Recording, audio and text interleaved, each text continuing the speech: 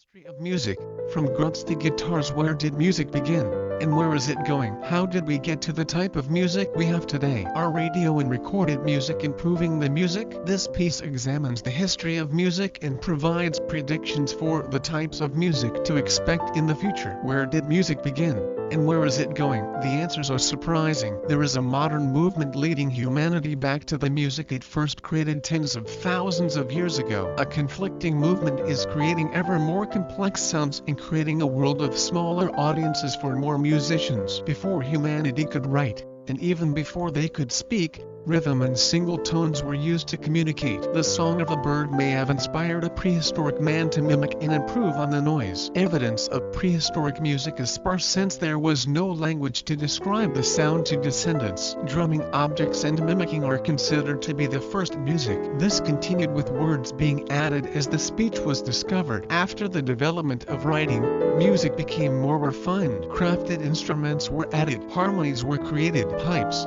flutes, basic stringed instruments, and similar tools were used to create the first sounds that modern man could easily recognize as music. The oldest known song is over 4,000 years old, written in cuneiform, and uses the diatonic scale. This period is referred to as ancient music. Further developments created more regional sound, as different technological discoveries in different areas led to unique instruments. While classical music is generally assumed to be the sounds of composers like Bach or Beethoven, it refers to any music of this period. The music was usually religiously inspired or supported, and usually taught formally as a skill rather than developed through experimentation. As musical notation unified regionally, the composed masterworks of the area were generally performed according to the rigid written work. Folk music continued soon after. This was generally the sound of the unlearned classes, those that could not write or read. Learned orally, this music was learned and modified time and time again to reflect the personal artistry of the performer. This type of music often portrayed the concerns of the illiterate class. It was usually not supported but tolerated,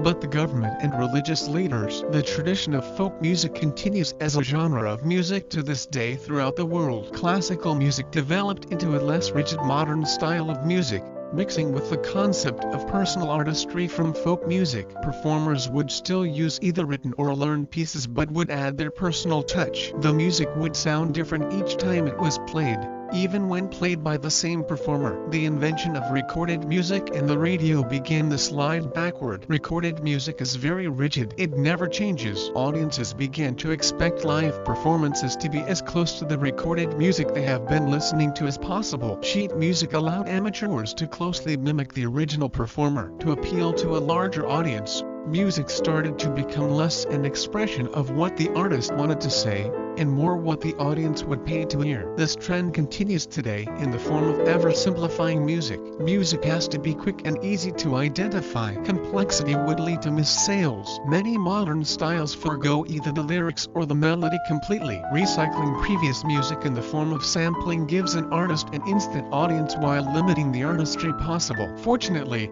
the internet allows for any artist from any style to combat the decline in music artistry. The low cost of entry makes it possible for almost anyone to gain an audience. The low cost also allows artists to perform what they wish, rather than pander to a larger audience. Hopefully, this will allow the trends in popular music to